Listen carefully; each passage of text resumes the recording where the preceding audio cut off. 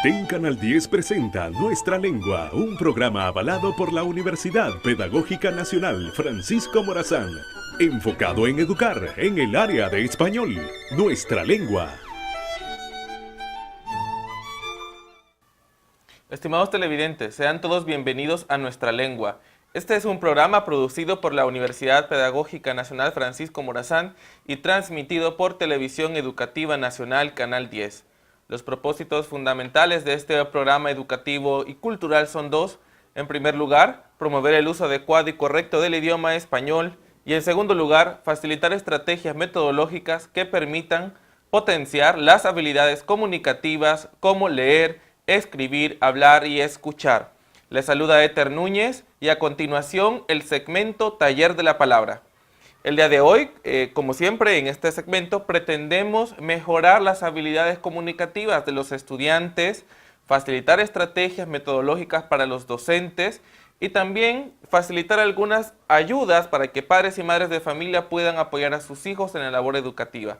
Precisamente el día de hoy vamos a hablar de cómo utilizar la coherencia como una característica inherente a la producción de textos, como una habilidad importante a la hora de producir cualquier tipo de textos, como ensayos, textos, artículos de opinión, artículos científicos y otro tipo de texto. Voy a comenzar mostrando en pantalla un texto y vamos a analizarlo y vamos a comentar a partir de las características que este posee. Fíjense bien, este texto, ¿me dice usted la hora? Estamos a jueves. Hola, buenas. ¿Puede usted notar que este texto no posee nada de coherencia? Y lo sabemos porque la respuesta a la pregunta inicial no tiene ninguna relación. Y el tercer enunciado también no tiene ninguna relación lógica con los dos anteriores enunciados. Entonces, la coherencia es una característica que permite a los textos tener una secuencia lógica, un sentido completo y un marco de integración global. Es decir, todo texto tiene que responder a la pregunta de qué trata. Si no podemos encontrar la idea global de un texto, muy difícilmente podemos decir que tiene coherencia. Porque muchas veces la idea global, o casi siempre la idea global, está supeditada al orden de los enunciados, a la secuencia lógica de los enunciados, a cómo el escritor ha relacionado cada uno de los enunciados de manera coherente, de tal manera que pueda ser comprendido por cualquier lector. Vamos entonces a estudiar una de las primeras características importantes que debe poseer un texto con coherencia. Y la primera la vamos a mostrar en pantalla y lo vamos a con un ejemplo puntual. Vamos a ver la siguiente. Y tenemos aquí el marco de integración global. ¿Qué es el marco de integración global? Bueno, es la idea general de un texto. Todo texto se puede resumir a través de una oración puntual. Por ejemplo, voy a leer el texto que aparece aquí. El pan es un alimento básico de la nutrición humana. Para hacerlo se hornea una masa elaborada, la mayoría de las veces con harina, sal y agua y, a veces, otros ingredientes extras como huevo y frutos secos. El marco de integración global de este párrafo es el pan, su importancia y constitución. Vean ustedes que puedo resumir con un enunciado sencillo de qué trata este párrafo que acabo de leer, que tenía inicialmente 5 líneas. Vamos a ver la siguiente característica de un texto con coherencia. Un texto con coherencia debe tener cuidado en la selección y ordenación de los enunciados. Por ejemplo, vean este ejemplo que tenemos aquí de este texto y van a ver ustedes que hay un enunciado que no tiene una secuencia lógica.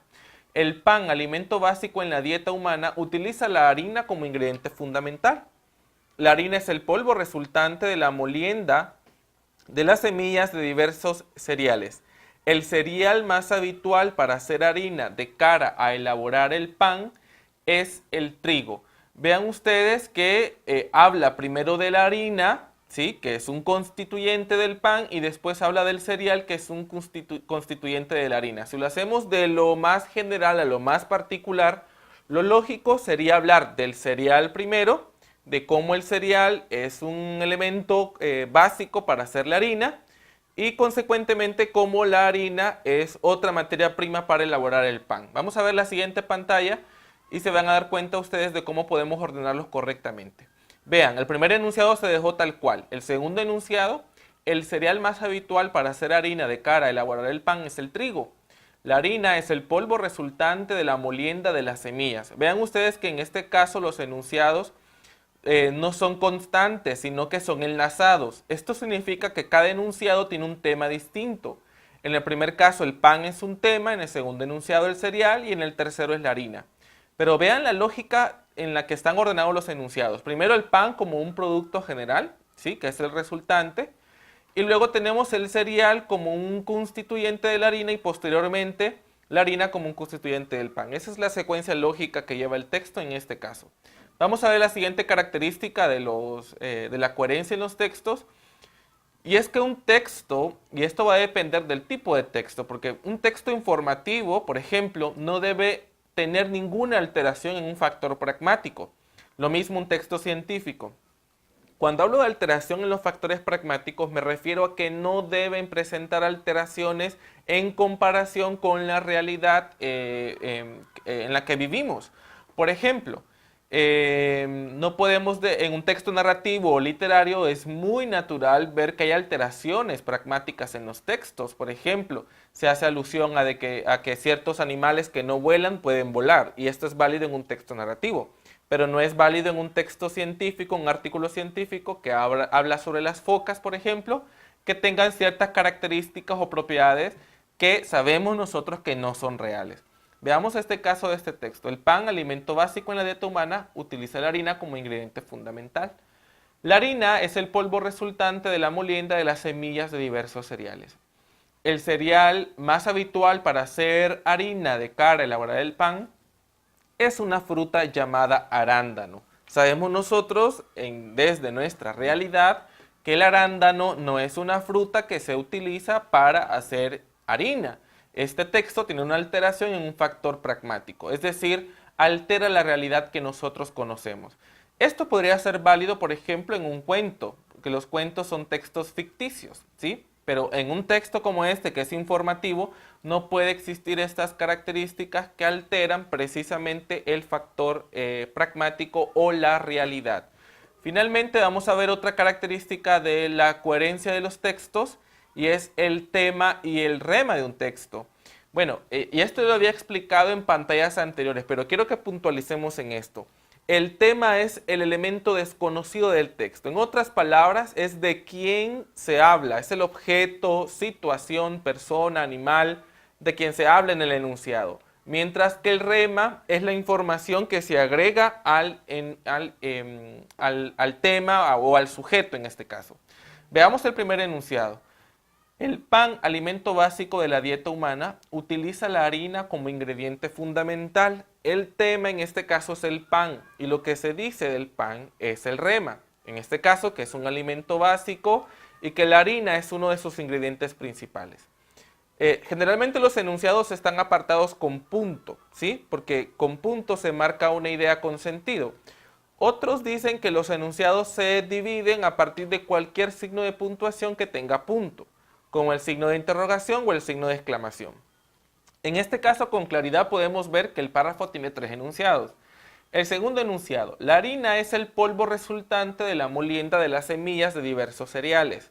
Vean ustedes que el tema es la harina, y lo que se dice de la harina es que este es un polvo que se utiliza, que se hace a partir de semillas o de diversos cereales. Y luego tenemos el tercer enunciado, que habla de el cereal más habitual para hacer harina de cara a elaborar el pan es el trigo. Vean ustedes que aquí estamos hablando del cereal. Lo que se dice del cereal es que es uno de los ingredientes más habituales para elaborar la harina y por lo tanto para elaborar el pan.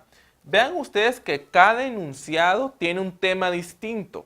En este caso, el primer enunciado hablaba del pan, el segundo enunciado hablaba de la harina y el tercer enunciado hablaba del cereal como un constituyente para elaborar la harina. En el caso en que hay 3 enunciados en un mismo párrafo con diferentes temas, estamos hablando de un párrafo que es enlazado.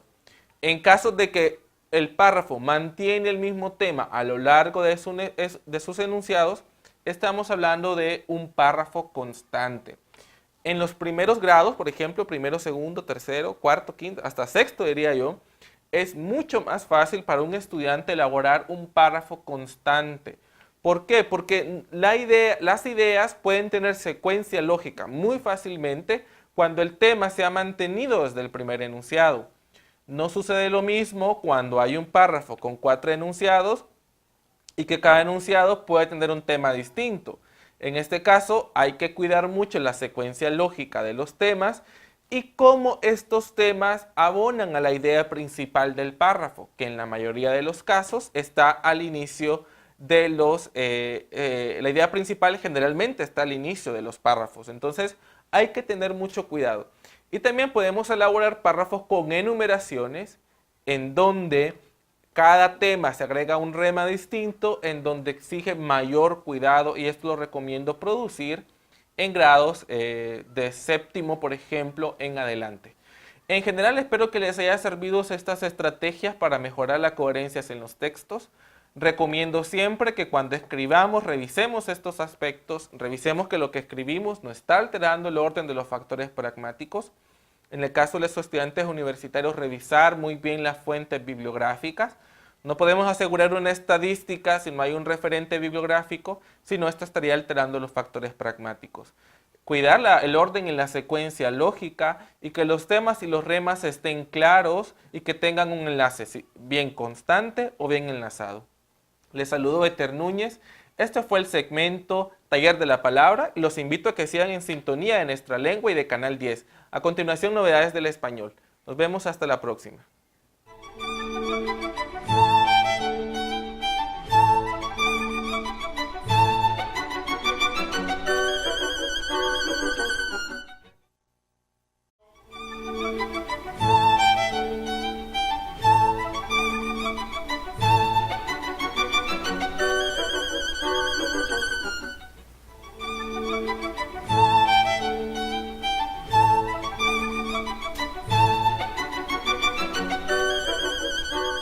Hola amigos, bienvenidos una vez más al segmento lingüístico Novedades del Español del programa Nuestra Lengua, producido por la Universidad Pedagógica Nacional Francisco Morazán y transmitido por su canal, Televisión Educativa Nacional, Canal 10. En el segmento de hoy hablaremos de las palabras bandera y patria, precisamente porque el 1 de septiembre se celebra el Día de la Bandera Nacional de Honduras y el mes de septiembre es dedicado a la patria. En este contexto, pues, el Diccionario de la Lengua Española define la palabra bandera como tela de forma comúnmente rectangular, que se asegura por uno de sus lados a un asta y se emplea en señal de una nación o una institución. A continuación, datos históricos semánticos de la palabra bandera.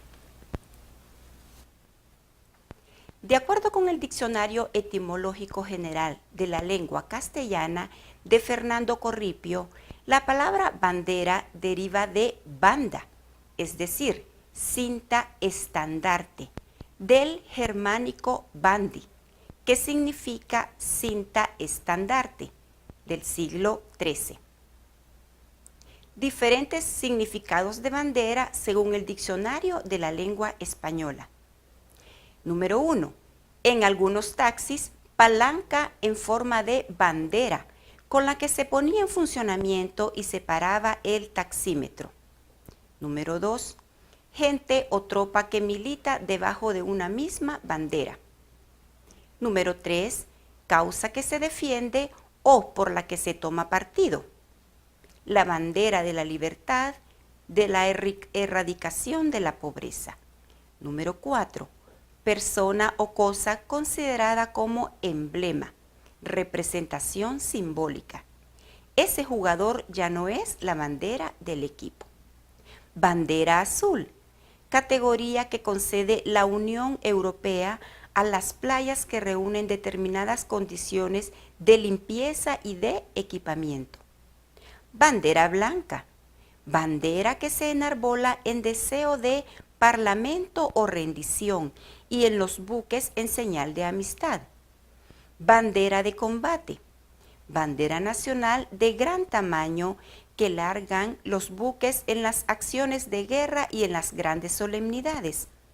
Bandera de inteligencia, bandera que, con arreglo al código de señales, sirve para indicar que se han entendido las comunicaciones recibidas. Bandera de paz, bandera blanca, convenio y ajuste cuando ha habido disensión. Bandera de recluta, partida de tropa mandada por un oficial o sargento que estaba destinada a reclutar soldados. Bandera negra, bandera de este color que izaban los piratas u otras fuerzas para anunciar que no daban ni esperaban cuartel. Bandera repetidora, bandera que, con arreglo al código de señales, repite alguna que se haya colocada sobre ella. Jurar bandera o la bandera. Prestar juramento militar o civil ante la bandera. Abatir banderas. Hacer reverencia con ellas al superior o al vencedor en una contienda. Alzar bandera o banderas. Levantar bandera. Andar alguien en bandera. Ser objeto de crítica, comentarios malintencionados. Dar a alguien la bandera. Cederle la primacía. Reconocerle ventaja en alguna materia. De bandera. Excelente en su clase. Hacer bandera de algo. Reivindicarlo. Ha hecho bandera de la música española. Hasta la bandera. Dicho de un recinto para espectáculos públicos, repleto. Militar, alguien debajo de la bandera de otra persona. Ser de su opinión, bando o partido. Y, finalmente, rendir la bandera, arriarla en señal de respeto y de cortesía. De igual manera, el diccionario de la lengua española define la palabra patria como tierra natal o adoptiva, ordenada como nación, a la que el ser humano está ligado mediante vínculos jurídicos, afectivos e históricos. Seguidamente, datos etimológicos, semánticos de la palabra patria.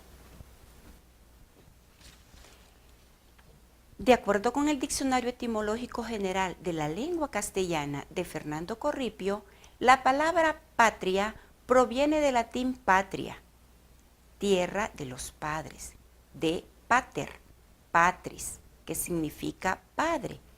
En el siglo XV, nación en que se ha nacido. Igualmente, según el diccionario de la Real Academia de la Lengua, la palabra patria tiene estas acepciones. Patria celestial, cielo o gloria, patria chica, lugar, pueblo, ciudad o región en que se ha nacido. Merecer a alguien bien de la patria, hacerse acreedor a su gratitud por relevantes hechos o beneficios. En el diccionario filosófico de Voltaire leemos: un joven mancebo de una pastelería que había estudiado en el colegio y recordaba aún algunas frases de Cicerón, se jactaba un día de amar con entusiasmo a la patria. ¿Qué entiendes tú por patria?, le preguntó un concurrente a la pastelería. ¿Es el horno donde trabajas? ¿Es la aldea donde naciste y que no has vuelto a ver? ¿Es la calle donde vivían tu padre y tu madre que se arruinaron obligándote a pasar la vida haciendo pasteles? ¿Es la iglesia de Nuestra Señora en la que no conseguiste ser acólito, mientras que un hombre llega a ser arzobispo y duque y a disfrutar de 20,000 luises de oro de renta? El mancebo de la pastelería no supo qué contestar, y un filósofo que estaba oyendo la conversación sacó por consecuencia que en la patria, que es algo extensa, se encuentran frecuentemente millones de hombres que no tienen patria. Según este filósofo, patria es la reunión de muchas familias. las cuales se sostienen por amor. Y por ese mismo amor, cada individuo sostiene su aldea o ciudad de nacimiento a la que llamamos su patria. Muchas gracias por su gentil atención. Le invitamos a una próxima emisión de este segmento lingüístico. A continuación, el segmento Acreditación y calidad sostenida.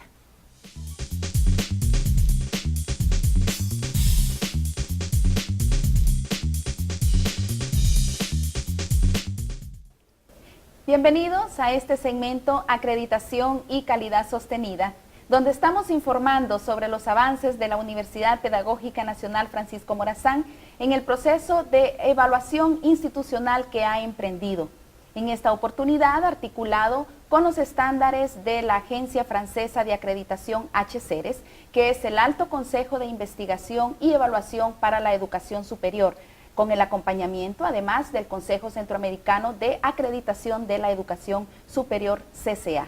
Estas organizaciones, en conjunto con la Universidad Pedagógica, han establecido una hoja de ruta que marca los diferentes pasos que la universidad debe de cumplir para poder llegar al fin último, que es la acreditación. En esta oportunidad hemos invitado a la directora de Evaluación y Acreditación de nuestra universidad, la doctora Ruth Isabel Lorenzana, con quien estaremos conversando al respecto. Doctora, bienvenida. ¿Podría contarnos, por favor, cuál es esa hoja de ruta que marca las tareas que la universidad debe de cumplir en este proceso? Son 4 las etapas muy importantes. La primera, la visita de la misión exploratoria que hicieran los representantes de HCERES, ya firmado el convenio oficialmente.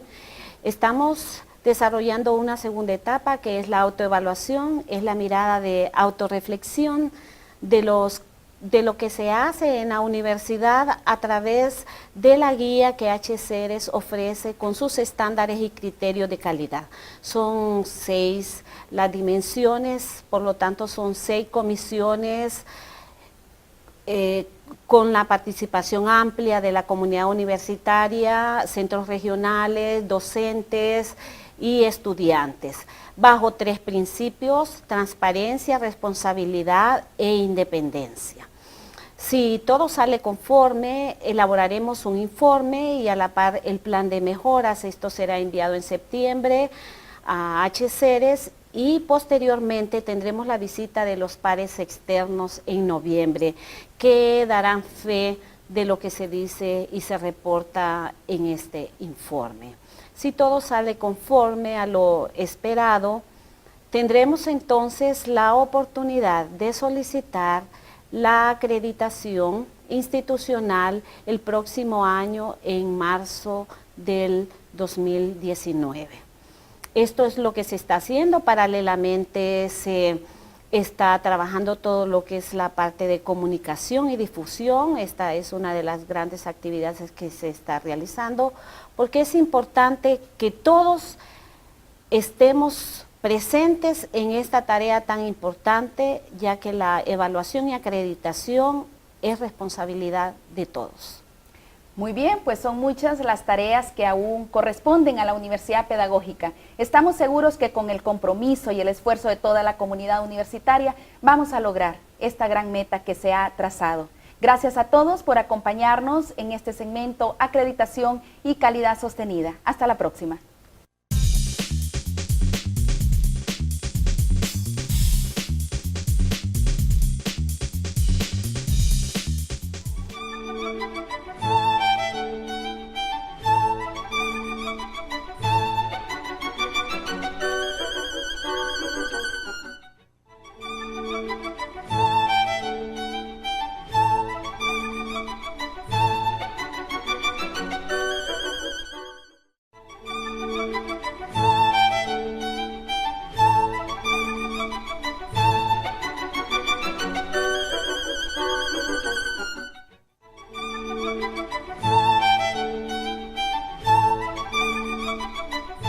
Bienvenidos una vez más a su segmento Café Literario. En este segmento intentamos llevarle lo mejor de la literatura y en esta ocasión tengo el inmenso placer de compartir con ustedes acerca de un gran escritor latinoamericano, vecino nuestro, de la vecina Guatemala. Se trata del gran escritor guatemalteco Miguel Ángel Asturias. Y como siempre me acompaña el profesor Enrique Reconco, con quien conversamos acerca de este autor. ¿Cómo está, profesor? Bienvenido. Muchas gracias, profesora Brenda. Un placer estar nuevamente en este programa. Hoy hablaremos de Miguel Ángel Asturias, nuestro vecino. Oiga bien cómo lo trato yo, como si... Aprecio. Con mucho aprecio, con mucho cariño. Nuestro Miguel Ángel, así como yo digo, nuestro Sergio Ramírez. O sea, con muchísimo cariño. Son orgullos de Centroamérica, ¿verdad? Así es. Y hablemos de Miguel Ángel. ¿Y qué nos puede contar usted? ¿Por qué cree usted que Miguel Ángel Asturias vale la pena leerlo? Una, por lo que usted acaba de comentar, al ser vecino, pues tenemos que saber nosotros que está escribiendo Centroamérica en función de literatura. Ya hablamos sobre Sergio Ramírez en función de lo que él ha escrito y que también es impactante para nosotros como lectores y para la universidad, para esta casa de estudios, mucho más.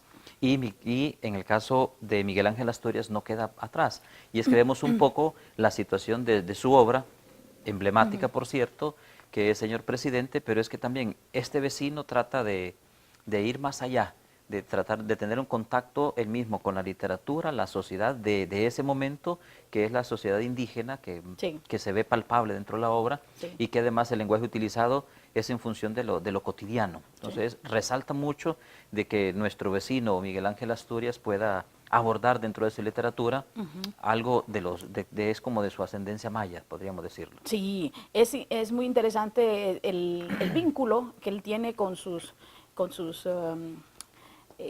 ancestros y con la gente de su país, porque las obras en las que menciona, desde que publica en 1930 Leyendas de Guatemala, va a tener siempre esa sensación de seguir escribiendo en favor de los derechos indigenistas.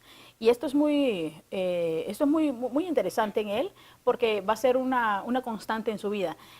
El compromiso político, el compromiso social. Y el compromiso educativo, porque fundó una universidad, la Universidad Popular de Guatemala. Él es el fundador, entonces ya ve usted el nivel de compromiso que tenía este escritor. Así es, y es que por eso vemos nosotros que el nacimiento de él fue el 19 de octubre de 1899. Sí. Estamos hablando de que, y además falleció el 9 de junio de 1974, a los 75 años de edad. Podemos ver nosotros que no falleció en su tierra natal, a pesar de todo. Nació en la ciudad de Guatemala, su literatura refiere mucho a lo que es Guatemala, murió en otro país, que es otra murió en España, situación. murió en Madrid, sí. Pero es que él estuvo mucho tiempo fuera. Recuerde que él tuvo mucho cargo diplomático. Sí, fue alrededor como de 30 años que estuvo fuera de su ciudad natal, de su país, Guatemala, y es ahí donde podemos ver nosotros de que era una persona que viajaba constantemente. Particularmente podemos hablar, profesora, que fue un escritor y diplomático, para dar un poco de su biografía, y que contribuyó al desarrollo de la literatura latinoamericana. Sí. Y allí fue donde influenció también la cultura occidental, que al mismo tiempo llamó la atención sobre la importancia de la cultura indigenista, especialmente de su país natal. Y es ahí cuando él viaja por primera ocasión a París, en la década de 1920, y es ahí donde estudió antropología y metodología indígena. Y es ahí entonces donde algunos otros estudiosos hacen referencia, ahí podemos observar a Miguel Ángel Asturias, hace referencia a que el estudiar antropología y la metodología indígena trajo con él que sí se puede escribir literatura. Como usted puede ver en la imagen que se está presentando en este momento, él obtiene el Premio Nobel de Literatura, que es el máximo galardón al que puede aspirar un escritor a nivel mundial, porque es el máximo galardón, y él lo obtiene en 1967. Así es. Es fantástico, es un orgullo grandísimo. Es un orgullo centroamericano y latinoamericano, porque podemos apreciar nosotros que es el tercer autor a esa fecha de él haber es el recibido. tercero, Sí, entonces podemos ver que no es cualquier escritor. No. Es alguien que va más allá. Para que alguien gane el premio Nobel debe tener una trayectoria extraordinaria, porque no se premian las obras en solitario, se premia una trayectoria literaria y el impacto que tienen las obras a nivel mundial, el impacto a nivel de lecturas y el impacto a nivel de crítica, porque también eso es un referente muy importante. Si la crítica acoge con buenos ojos las obras de los autores pueden ser candidatos al Premio Nobel de Literatura. Y bueno, el último, ya llevamos 6 en América Latina, el último fue Mario Vargas Llosa en 2010. Así es. También un amplio merecedor, ¿verdad?, de estos premios. Pero sigamos con nuestro Miguel, siempre le vamos a decir nuestro, de las obras, él comienza de 1930 con Leyendas de Guatemala, empieza a escribir mucho sobre Hombres de Maíz, Mulata de Tal, El Espejo de Lidanzar, y la obra más emblemática de él, por lo menos a nivel de crítica, a nivel de lecturas, es El Señor Presidente. Y es una obra espectacular. Desde la primera hoja, desde el primer capítulo, arranca con una musicalidad propia del boom literario, de estos escritores que estaban buscando cambiar la narrativa. Y lo lograron. Imagínense que dice, alumbra, lumbre de alumbre, luzbel de piedra lumbre. Y esto es en el capítulo 1, en el Portal del Señor. Y luego vemos todos los personajes, el lenguaje. Hay mucho lenguaje coloquial. Y está escrito de tal manera que se pueda leer y se pueda entender. Nosotros que somos centroamericanos y vecinos, país fronterizo, entendemos perfectamente. No tengo idea de cómo debe hacer alguien de más lejanos en otras regiones para entender, incluso hablando español, para entender esta obra. Pero es fantástica, fantástica. Mire, en la página 127, siempre del Señor Presidente, ora pro nobis, ora pro nobis, ora pro nobis, ora pro nobis. Es una, y hasta en el tipo de escritura usted puede ver cómo es un elemento muy vanguardista, porque prácticamente hay versos en el interior del texto. ¿Ve? De la casa nueva a casas malas, cielito lindo, no hay más que un paso. Y ahora que estamos solos, cielito lindo, dame un abrazo. Es decir, es la canción famosísima mexicana que ha sido parafraseada. Ay, ay, ay, ay, dame un abrazo. Que de esta a las malas casas, cielito lindo, no hay más que un paso. Póngale usted la música, ¿verdad? De la canción. De la canción mexicana, ya veremos que esto es un espectáculo. La Casa Nueva, por supuesto, era la prisión a donde llevaban a todos los presos en Ciudad de Guatemala. Podríamos decir presos políticos en su momento. Presos políticos, la mayoría, sí. La obra podemos rescatar un poco también, profesora Brenda, que no es que sea propia, pero sí tiene una influencia casi directa de lo que es la dictadura de Manuel Estrada Cabrera, quien gobernó Guatemala de 1898 a 1920. Y es ahí entonces donde podemos ver nosotros ese tinte político y que además el título Señor Presidente pues lo deja como abierto. Sí, mientras no se lee, no se entiende. Es que él luchó abiertamente. ¿Se acuerda que la mayoría de nuestros escritores políticos, nuestros escritores son comprometidos políticamente? Ya hemos hablado de un Neruda comprometido, hemos hablado de muchos. Y en este caso nuestro Miguel también está comprometido. Y él, en lucha abierta, hace una campaña contra este dictador. Y así pasa con la mayoría de los intelectuales, luchan contra las dictaduras. Y recurrente también porque fue exiliado. No es ocasión, digamos, de que al ser confrontar, digamos, un gobierno, no se aleje de que pueda ser exiliado en algún momento u otro. Y vemos nosotros también que la obra Señor Presidente no se pudo hacer un tiraje, digamos, no se pudo tener una impresión propia en Guatemala durante 13 años, porque estaba candente, pues, el tema cómo se aborda toda la situación social y otros temas que aparecerán en Señor Presidente motivan a que no vaya más allá. Y por eso el lector, así como usted y yo, podemos apreciar que la literatura está bien planeada, bien plasmada y que además el hilo secuencial de lo que es la problemática social de Guatemala se ve evidente. Mire, cuando yo leí El Señor Presidente la primera vez, me pareció bastante compleja porque hay muchos elementos, muchos referentes que uno se nutre en la medida va leyendo y leyendo.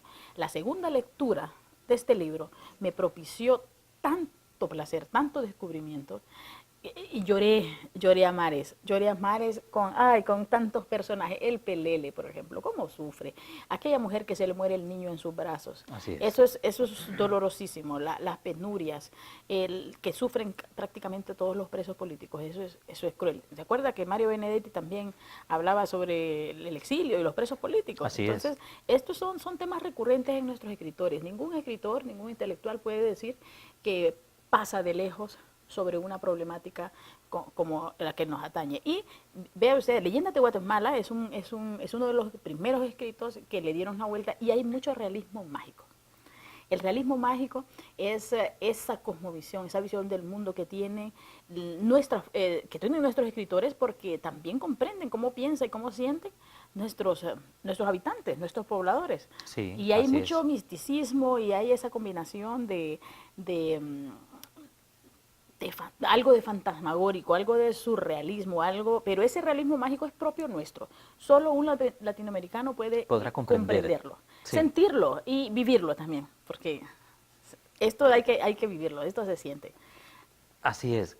Sí, con respecto al realismo mágico que usted hace referencia, es que todo lo que es Centroamérica, América del Sur, bueno, desde México podemos hablar, tenemos ese realismo mágico, son esas historias contadas desde nuestros Son ancestros, leyendas.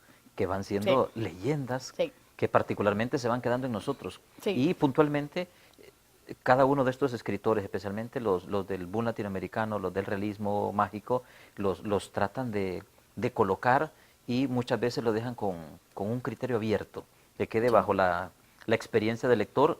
¿Qué pretende? ¿Qué quiso dar a entender el autor? Lo deja abierto. Sí. Entonces va más allá, no se acerca tanto a decir algo lineal, que es principio, nudo y desenlace, no. Lo deja abierto, y en algunas otras nos sentimos nosotros como también incluidos en la historia, porque dice, pues a mí me ha pasado también. ¿Sí? O me lo han comentado. Sí, no, y en el habla, por ejemplo, vayan a abrir, nuestros personajes. Por ejemplo, en el espejo de Lida Sal, nuestros personajes son, por ejemplo, hay un montón de Juanes, por ejemplo, Ajá. Juan Antes, Juan... Hay muchos Juanes, que no recuerdo ya cómo se llama. Juan Antes el Encadenado, así se llama. Y este Juan Antes es es un personaje muy conocido, es prácticamente como un personaje simbólico, de esos personajes simbólicos que hay en todos nuestros lugares.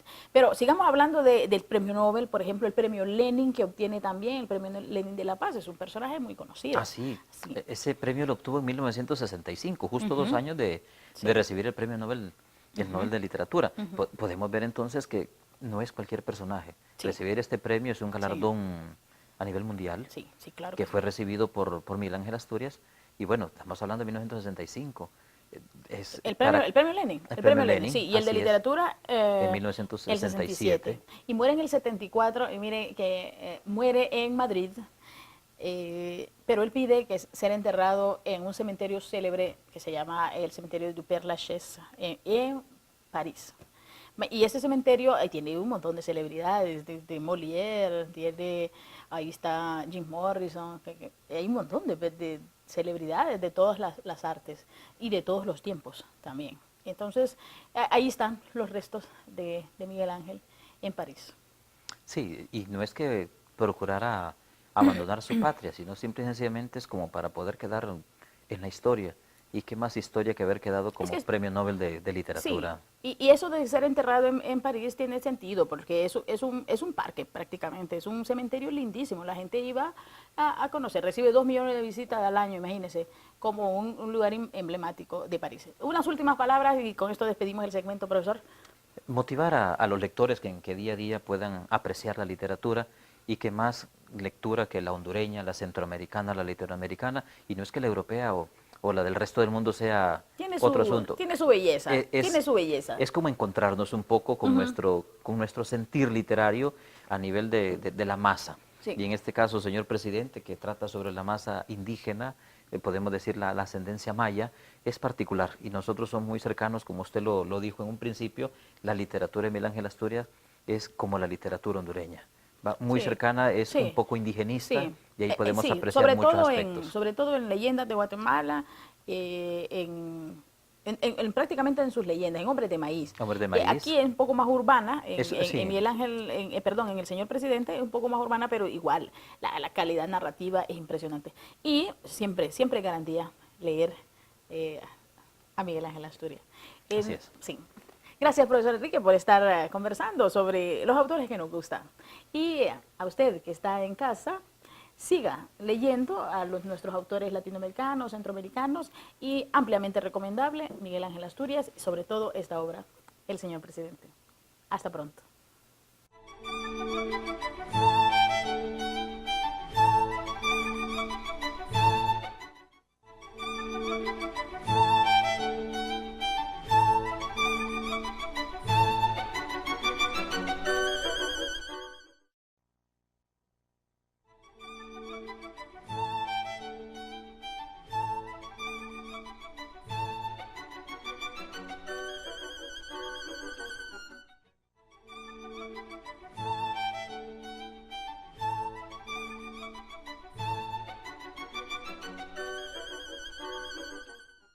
Siempre es un gusto para nosotros poder contar con su fiel sintonía. En esta oportunidad traemos un segmento en el que parte de él está dedicado a esas palabras que solemos emplear y tenemos duda y que están relacionadas con las fiestas patrias. Y es que ya estamos en el 9º mes del año, en el mes de septiembre, en el que sabemos que ahorita docentes y estudiantes están dedicando y trabajando para los preparativos de rendir ese tributo a nuestra querida Honduras. Así que no se pierda la respuesta y como siempre la daremos en compañía de nuestra estimada Cecia Espinal. ¿Cómo estás, Cecia? Buenas noches, todo bien, gracias profesora, es un placer, un gran gusto de estar junto con usted y todos los televidentes que nos observan desde sus hogares. Gracias por darnos la oportunidad de llegar hasta sus casas con información relevante para que usted pueda emplear de una manera correcta cada semana su idioma español. Le recordamos que usted puede buscarnos en Facebook para poder enviarnos preguntas, comentarios, sugerencias. Nos encuentra como Nuestra Lengua TV Letras y también puede contactarnos a través de nuestro correo electrónico nuestralengua@upnfm.edu.hn. Están apareciendo en pantallas para que usted pueda tomar nota de ellos. Asimismo, queremos recordarles que la trivia está publicada en nuestra página de Facebook y le invitamos a que usted pueda darle respuesta a la misma con un comentario. La trivia de esta noche es: tu bandera es un lampo de cielo. En este verso, la palabra lampo quiere decir, inciso A, resplandor, inciso B, pedazo, o inciso C, franja. Si usted conoce qué quiere decir lampo dentro de este verso, puede comentar la publicación que está en nuestra página de Facebook. Ahí usted puede ver en la imagen de la trivia la dirección de Facebook nuevamente para que nos pueda buscar y también apoyarnos con un me gusta. Con esto vamos a dar inicio, profesora, a la primera pregunta de nuestro segmento y se trata de una palabra muy utilizada en este contexto de las fiestas patrias. Se trata de abertura y apertura. ¿En qué momento debemos de utilizar cada una de estas palabras? Si usted nota, Cecia, ahí solo tenemos dos elementos o una letra, que es la que nos hace cambiar el significado de las palabras. Pero diríamos que ambos términos no son intercambiables en todos los contextos y han especializado sus usos. Abertura, en este caso, se emplea en el sentido de hendidura o espacio que rompe la continuidad de una superficie, permitiendo una salida al exterior o comunicando dos espacios. El ejemplo nos lo muestra y dice: bastaba vaciar los cocos haciéndole una abertura de no más de 1 pulgada. Entonces vemos que ahí está el ejemplo para abertura. Apertura se usa normalmente para designar la acción de abrir algo que está cerrado o la acción de dar principio a una temporada de estudios o espectáculos, una partida, un expediente administrativo. Tenemos un ejemplo que ilustra esta definición. Apenas asistía a los actos de apertura de curso. Sí, y también algo que podemos agregar es que se ha formado el verbo aperturar. Y vea usted que tiene un símbolo a la izquierda con una X, ¿verdad?, de censura, porque se ha empezado a utilizar en los últimos años como el equivalente de abrir. Es especialmente frecuente en el lenguaje bancario, donde se ha puesto de moda la expresión. su uso, y mire cómo lo recalcamos, no está justificado y debe evitarse. Lo correcto sería abrir una cuenta, como tenemos el ejemplo, y no aperturar una cuenta. Entonces vea que el símbolo muestra la censura de ese término. Bien lo planteábamos ahí, ¿verdad? Y es que aperturar sobre todo como verbo, ¿verdad? Existe como sustantivo apertura y abertura, pero no existe el verbo aperturar y aún no está reconocido por la Real Academia Española. Entonces aconsejamos que, sobre todo en el ámbito financiero, no se utilice el término. A veces como que lo más sencillo, ¿verdad? Es mejor. Abrir una cuenta sería lo ideal en vez de decir aperturar una cuenta. Y este lunes, como inicio al mes patrio, siempre suele escucharse la expresión para aperturar el mes patrio, se iza la bandera en todos los centros educativos del país. Pero bueno, ya acabamos de escuchar de la profesora que aperturar no es un verbo aceptado. Sí, y es que lo que está ocurriendo también es que producto de la tecnología también, ¿verdad? Hay algunos neologismos que surgen y nos preguntaban, ¿verdad? Si el verbo agendar, el verbo publicitar, también formaba parte de esta misma duda como aperturar. Pero también hemos investigado y podemos decir que publicitar, sí, lo podemos considerar ya en la 23ª edición de la Real Academia Española, del Diccionario de la RAE, pues lo contempla como un neologismo, y de igual manera el verbo agendar en el Diccionario de Americanismos, o sea que eso sí podemos decir que están contemplados, pero el verbo aperturar aún no podemos tomarlo como correcto porque no está considerado dentro del diccionario. Agradecemos también en esta oportunidad a Adriana Valladares, que era una de las personas, ¿verdad?, que pudimos, me hizo este comentario, que cómo a veces la Real Academia acepta algunos términos o no, pero le comentaba en ese momento yo a ella que va a depender del uso, de que qué tan arraigado esté el término y si no entra en incorrección, ¿verdad? Así que la saludamos desde aquí del programa porque ella siempre es acuciosa, ¿verdad?, de los relacionados, los aspectos relacionados a nuestra lengua. Así que un saludo a Adriana Valladares. Bien, entonces nosotros ya estamos, bueno, esta pregunta va dirigida para todos aquellos, porque en realidad para mí es muy interesante saber que agendar antes no era aceptado y válido y que es una palabra que hasta hace poco forma parte de nuestro diccionario de la lengua española. Y pues lo utilizamos frecuentemente. Claro. Asimismo hay otros verbos, hay otros sustantivos que los convertimos a verbos y que no son adecuadamente, entonces estaremos investigándolos para poder mostrarles aquí qué incorrecciones hacemos en el uso de la lengua y que muchas veces no nos damos cuenta. Así es. Cerrando la primera pregunta, vamos a dar paso a la siguiente y en esta vamos a sentirnos muy identificados porque nos hemos encontrado en una disyuntiva sobre engrapadora o grapadora.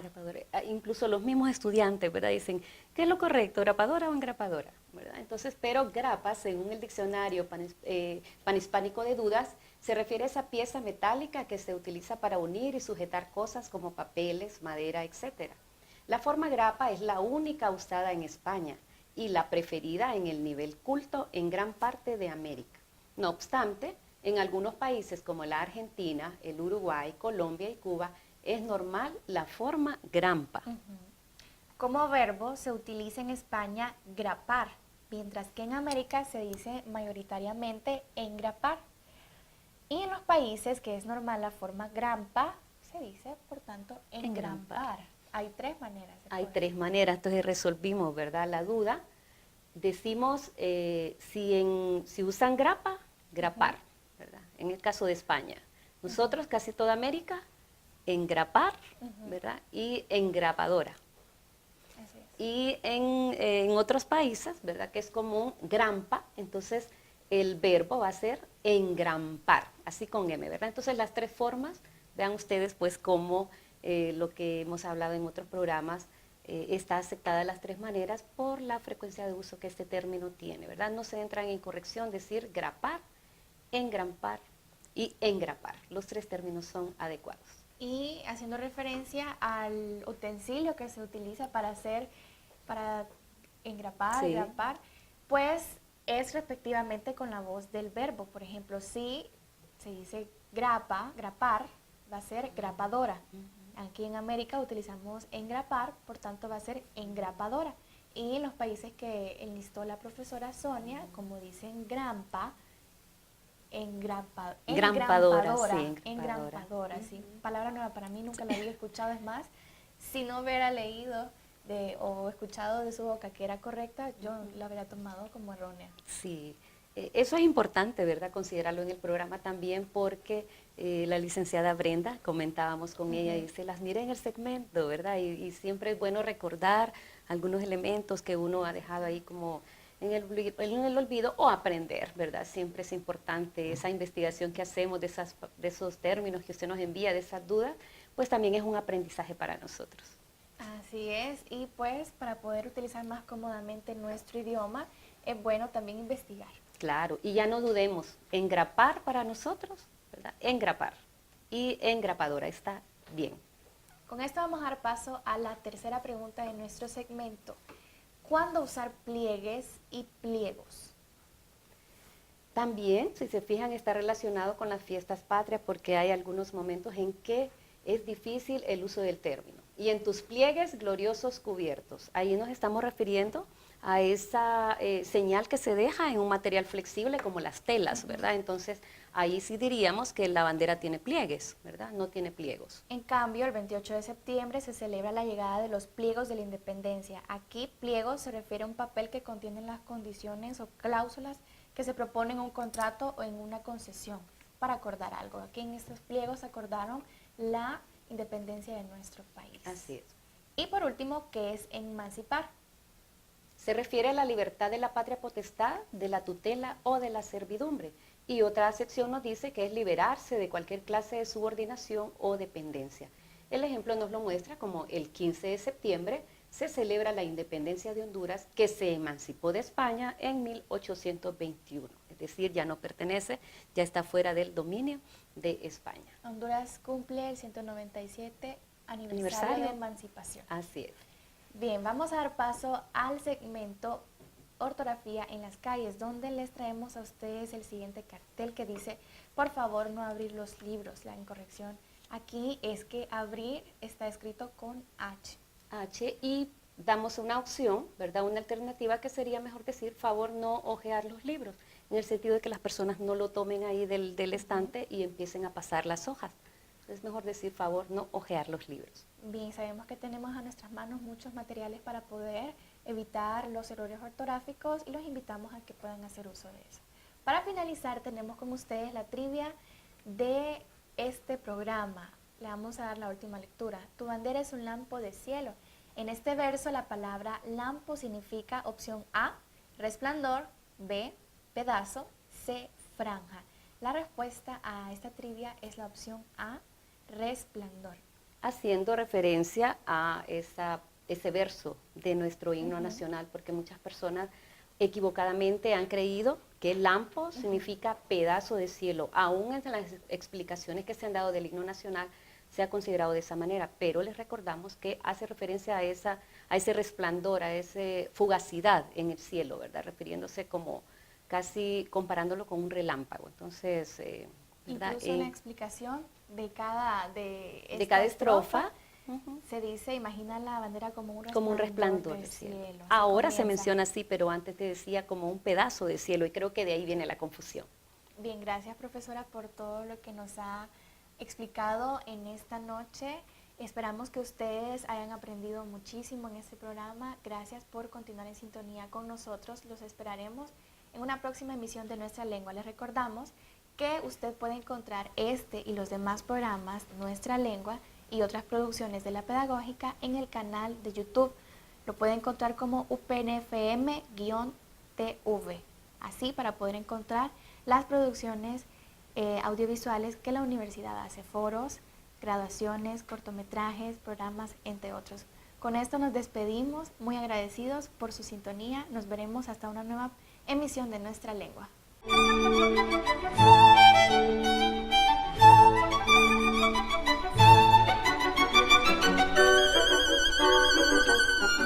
TEN Canal 10 presentó Nuestra Lengua. Los esperamos el próximo lunes a las 8 de la noche por TEN Canal 10.